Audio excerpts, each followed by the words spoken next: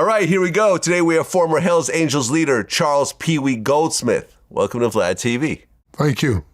Well, you have a very interesting story, and I want to start in the very beginning. So, you were raised by your mom and your three sisters. Right. And your biological dad wasn't around. No, he wasn't around from the very beginning. He caught a beef or something, and he drove somebody to a bar, I guess, and they ran inside to rob it or whatever it was, and he got sent to prison. So when I was born, he had to do 2 years. And then when he got out, I think he was around for about 3 years, and then by the time I was 5, they were divorced and it was over. Okay, so did you ever actually meet him?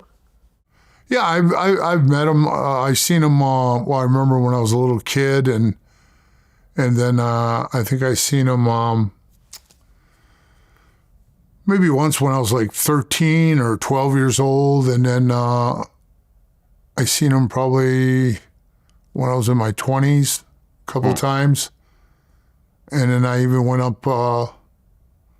He's dead now, but I went up hunting with him one time. He invited me to go deer hunting with him, and I'm thinking, hey, he's a fella where you should even be in the woods, And then I heard him shoot, and I got out of my deer stand. I walked over, and I said, "Did you get one?" And he said, "I shot a wolf, man. These damn wolves are chasing the deer away." And I'm like, "A wolf, federally protected." I told him, "I'm out of here," because we were in the national forest. Okay. So, essentially, your dad wasn't around, so you had a stepdad. Right. Who was abusive. Very abusive. What was the worst thing he did?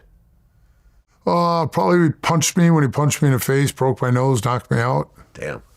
I was probably in 4th grade. Wow. And he told me a little, it's kind of funny because it was like the first time that show, the Grinch Who Stole Christmas, that was the premiere of it. So that's how far back this goes. And I was in 4th grade. And I was sitting there going to watch it, and he said, "Hey, get up, take the garbage out, and put the dishes away." And I said, "Well, can I do it after the show?" He goes, "No, do it now." When I got up, and I was walking as a kid, I kind of like dragged my foot and kind of did like a little foot stomp on the ground, and he spun me around, and pow, just drilled me, knocked me out. When I came to, he was spanking me. Huh. So, yeah, he thought he was a real tough guy, giving me beatings with belts, pieces of wood, you name it. What was your mom doing while she was experiencing all this? Well, my mom was working like 3rd shift, so she'd be sleeping a lot of the times. But, and she knew, she's the one that took me to the hospital when he punched me in the face and broke my nose.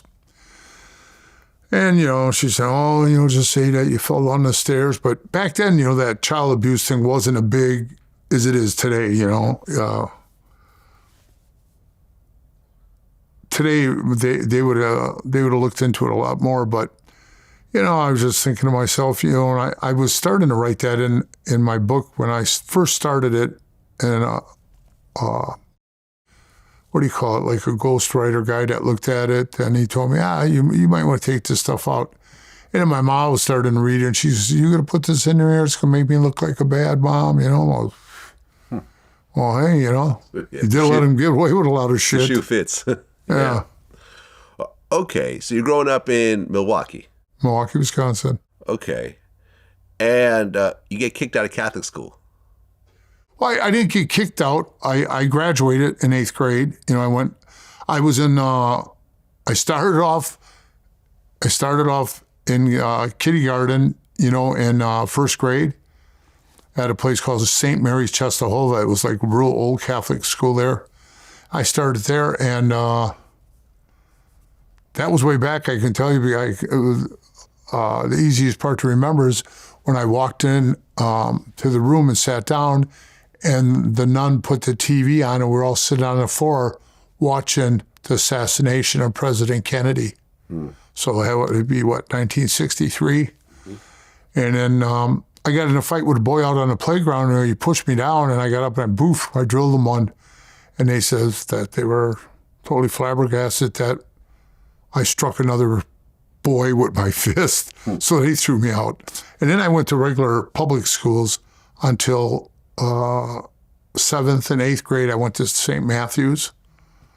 And then when I got out of there, then they sent me back to the public schools again. And then I started fighting again with all these guys. And my mom thought, the only way he was going to straighten me out was send me to a military academy. And Right. St. John's Military Academy. right.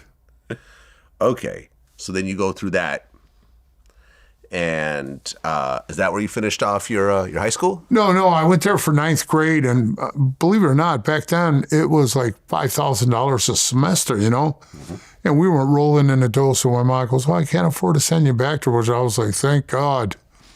So I went to our neighborhood high school which was South Division High School. It was right where we lived. And, you know, back in that day, that's when the kids all went to the schools that they grew up in the neighborhood with. Then the busing started way later after that. But I like South. It was the old South. It had a lot of history. And it was really cool because, I mean, there was pictures hanging on the wall from state champ basketball players from the 20s all the way up. And it was pretty cool.